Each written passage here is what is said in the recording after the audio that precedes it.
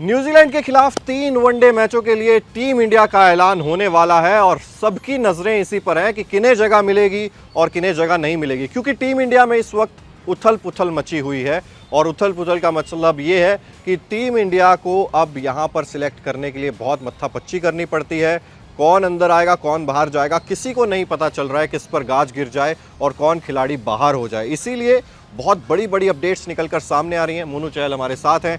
मोनू, सबसे पहले तो जिन खबरों पर इस स्क्वाड में आपकी नजरें रहेंगी वो कौन से ऐसे खिलाड़ी हैं जिनको आप देख रहे हो कि यार ये इस पर ये जो नाम है ना, इन पर नज़र डालने की ज़रूरत है? बिल्कुल यार, और इनफैक्ट जो स्क्वाड आएगा वो आई थिंक 3 या 4 जनवरी को आएगा। और उसमें ये है कि एक तो ऋतुराज गायकवाड़, यशस्वी जायसवाल, मैं इन दोनों को देखना चाहता हूँ कि इनकी वनडे में जगह बनेगी। बिकॉज यशस्वी जायसवाल ने भी अच्छा किया था लास्ट सीरीज में, ऋतुराज गायकवाड़ ने 100 बनाया था। क्या आप उनको फिर से दरकिनार कर देंगे? और जो बाकी प्लेयर हैं, श्रेयस अय्यर हो गए, उनका सब्जेक्ट टू फिटनेस रहेगा। अक्षर पटेल एक ऐसे खिलाड़ी हैं, उनको भी देखना होगा। सो आई थिंक जब 15 चुनेंगे तो उसमें आपको ये भी देखने को मिलेगा कि आप वहाँ पर वनडे वर्ल्ड कप 2027 को ध्यान में रखते हुए आप कुछ ऐसी टीम बनाओगे जो आप उसमें देखेंगे कि भाई ये लंबे समय तक वो खिलाड़ी रहेंगे जो आपकी स्कीम ऑफ थिंग्स में रहेंगे। तो जो आपने नाम बताए उसमें बस मुझे ये देखना कि आपके ओपनर कौन होते हैं।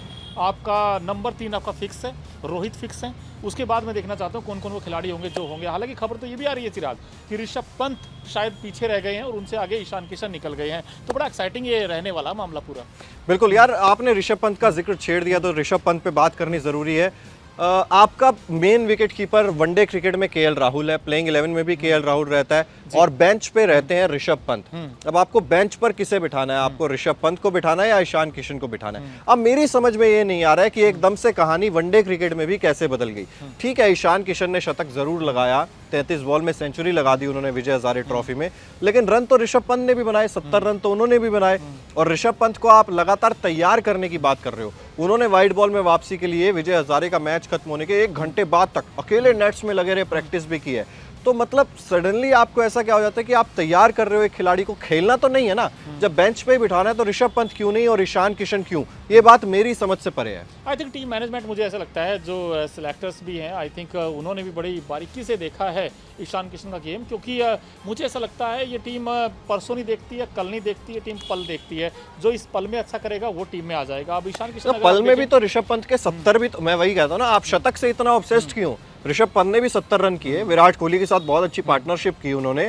तो ऋषभ पंत ने ऐसा क्या गलत कर दिया? वो प्रैक्टिस भी कर रहे हैं, वो स्क्वाड में भी थे। अब आप एकदम से स्क्वाड से क्या कह के ऋषभ पंत को बाहर निकाल रहे हो? कोई कारण होना चाहिए ना कि आपका हालिया फॉर्म खराब है, वो भी नहीं है, आपने तो खिलाया नहीं इंटरनेशनल, तो हालिया फॉर्म कैसे खराब हो गया? और अगर हालिया फॉर्म खराब नहीं है, विजय हजारे फॉर्म अच्छा है, तो फिर आप क्या कह के ऋषभ पंत को बाहर करने जा रहे हो? शायद ये हो सकता है चिराग, इसमें आई डोंट नो कि टीम मैनेजमेंट क्या सोचेगा, बट मेरी जो थिंकिंग है शायद वो ये सोच रहे होंगे कि उनको एक बैकअप ओपनर भी मिल जाएगा, बैकअप विकेट कीपर भी मिल जाएगा। और ईशान किशन जो अटैकिंग मोड में खेलते हैं, शायद हो सकता है कभी आपको रोहित के साथ वो दिख जाएं वहां पर ओपन करते हुए, तो वो भी एक हो सकता है। मतलब शुभमन गिल का पत्ता हर तरफ से काट रहे हो आप? नहीं, मैं वो नहीं कह रहा हूँ शुभमन गिल का, मैं ये कह रहा हूँ कि अगर इन केस मान लीजिए कि भाई किसी एक प्लेयर को चोट लग जाती है, जैसे भाई हमें नहीं पता कि यार कभी क्या हो सकता है किसी भी प्लेयर के साथ, लेकिन आपको वो ईशान किशन एक बैकअप देते हैं, वो ओपनिंग स्लॉट के लिए भी देते हैं, विकेट कीपर का भी देते हैं। और अच्छी बात ये है कि ईशान किशन बहुत अच्छी फॉर्म में भी है, उनके साथ ये चीज़ भी जा रही है। सो ये 3 चीज़ें बड़ी इंपॉर्टेंट है। और आई थिंक जो टीम मैनेजमेंट डिसाइड करेगी, चिराग कैप्टन डिसाइड करेगा, वो फॉर्म को देखेगा और वो कॉम्बिनेशन को देखेगा। कॉम्बिनेशन बड़ा इंपॉर्टेंट हो जाता है। आपकी टीम में कितने लेफ्टी हैं, आपकी टीम में कौन कौन वो खिलाड़ी? अगर कॉम्बिनेशन ही देखना तो फिर तो आप शुभमन गिल को वनडे में भी मत खिलाओ। वनडे में भी उनकी पिछली 10 पारियों में उन्होंने कुछ खास कमाल नहीं किया।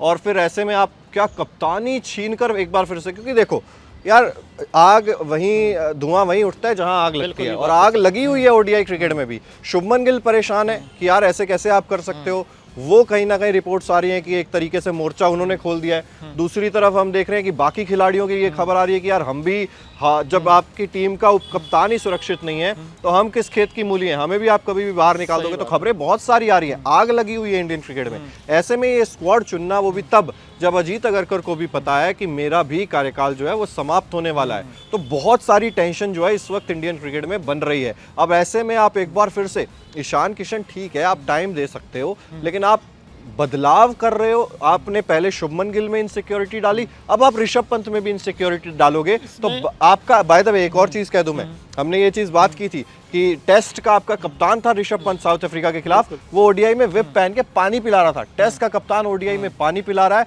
और अब आप देखिए कि टेस्ट का उप कप्तान भी अगर आप कह लीजिए ऋषभ पंत, क्योंकि टेस्ट क्रिकेट में सबसे बड़ा नाम आप मानते हो, उसको आप वनडे टीम से ड्रॉप करने की बात कर रहे हो। ये बहुत बड़ा संदेश एक हो जाता है। कहीं आप ये हार्ड मैसेजेस, हम कहते हैं ना कि यार बड़े फैसले लो, बड़े फैसले लो, बड़े फैसले लेते लेते कहीं आप टीम के अंदर इतना डर का माहौल ना बना दो कि हर कोई खेलने से ही डरे कि भैया मुझे माफ करो, मुझे जाने दो। नहीं, मैं कह रहा हूँ ये डाउट्स प्लेयर्स में इसलिए आ गए क्योंकि लास्ट के अगर आप 10-12 दिन उठाकर देखें तो उसमें जो टीम चुनी गई थी T20 आई की, और वहाँ पर हमने न्यूजीलैंड के खिलाफ भी जो टीम देखी है T20 आई की, उसमें शुभमन गिल जो इंडिया के वाइस कैप्टन थे उनको शैक कर दिया गया और वहाँ पर ईशान किशन खेलते हुए नजर आए। एक ही चीज़।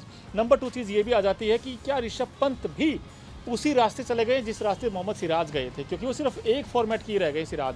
क्या ऋषभ पंत के साथ भी वही होने वाला है? वो सिर्फ टेस्ट में ही खेलते आपको नजर आएंगे? क्या ऋषभ पंत वनडे और T20 आई से दूर हो गया उनका सफर? मैं ये भी देखना चाहता हूँ कि शमी, मोहम्मद सिराज, क्या इन पर थोड़ा सा सोचेगी टीम मैनेजमेंट? नहीं, वो हर्षित राणा, प्रसिद्ध कृष्णा, अर्शदीप सिंह, यही आपके वनडे क्रिकेट में अब नए नाम है। आप पुरानों को भूलते चले जाते हो, आप नए लाते हो, और उनको भी आप सिक्योरिटी प्रोवाइड नहीं करते हो। अब मुझे एक बात बताइए, आप ईशान किशन को लेकर भी आए हो, ईशान किशन को ये डर तो होगा ना अंदर से कि यार शुभमन गिल को बाहर कर दिया, अगर मेरे 5-7 मैचों में रन नहीं आए तो मुझे भी बाहर कर देंगे, तो एक इनसिक्योरिटी के साथ प्लेयर नहीं खेल सकता। तो ये मेन मुद्दा है। इसके अलावा और कई बड़े सारे फैसले हैं जिन पर नजर रहेगी। जसप्रीत बुमराह क्या आराम लेंगे एक बार फिर से वनडे सीरीज से? हार्दिक पांड्या, क्या फिर से आप उनको ओडीआई से दूर रखना चाहोगे? अक्षर पटेल का जिक्र मोनू चहल ने किया, अक्षर पटेल क्या फिट हैं? श्रेयस अय्यर क्या फिट हैं? शुभमन गिल विजय हजारे खेलने के लिए 3 और 6 जनवरी को ज़रूर पहुंच रहे हैं, लेकिन क्या शुभमन गिल की जगह आप एक बार फिर से दूसरे कप्तान के ऊपर वापस जाने के बारे में सोच रहे हो? क्या फिर से रोहित शर्मा को कप्तान बनाने के बारे में सोचा जा रहा है? क्योंकि प्रज्ञान ओझा और आरपी सिंह जब से आए हैं तब से कहीं ना कहीं ये चीज़ तो हुई है कि बहुत सारी चीजें बदलती हुई नजर आई। ये सीरीज मुझे दोस्तों ऐसा लगता है ये कुछ खिलाड़ियों के लिए दशा और दिशा दोनों तय करेगी। जैसे सिराज, शमी, मैं ये देखना चाहता हूँ अगर इस सीरीज में उनको मौका नहीं मिला तो फिर बड़ा मुश्किल हो जाएगा, क्योंकि इस साल अगर आप देखें 2027 में तो इंडिया को ज़्यादा वनडे मैचेस कम ही खेलने होंगे, आगे जाकर जरूर खेलने हैं, लेकिन उस तब तक तो आपका टीम आई थिंक चुनी जाएगी वर्ल्ड कप की। होपफुली आपको लगेगा मोस्ट लाइकली यही प्लेयर होंगे। तो मुझे सिराज और शमी को देखना, क्या वो कमबैक कर पाएंगे या फिर एक बार फिर उनके साथ वो जो आप कहते हो ना नाइंसाफी हो जाएगी। चलिए फिलहाल आपको क्या लगता है ओडीआई टीम में? पहला सवाल तो यही है, ऋषभ पंत होने चाहिए या ईशान किशन होने चाहिए? क्या शुभमन गिल कप्तान रहने ही चाहिए? क्या बुमराह को खेलना चाहिए? जितने भी सवाल हैं आप लोग कमेंट बॉक्स में ज़रूर बताइए और सब्सक्राइब ज़रूर कीजिए इंडिया टीवी क्रिकेट को। क्रिकेट की हर बड़ी खबर, हर बड़े अपडेट और लाइव डिस्कशन के लिए जुड़िए मेरे साथ सिर्फ India TV cricket YouTube channel पर।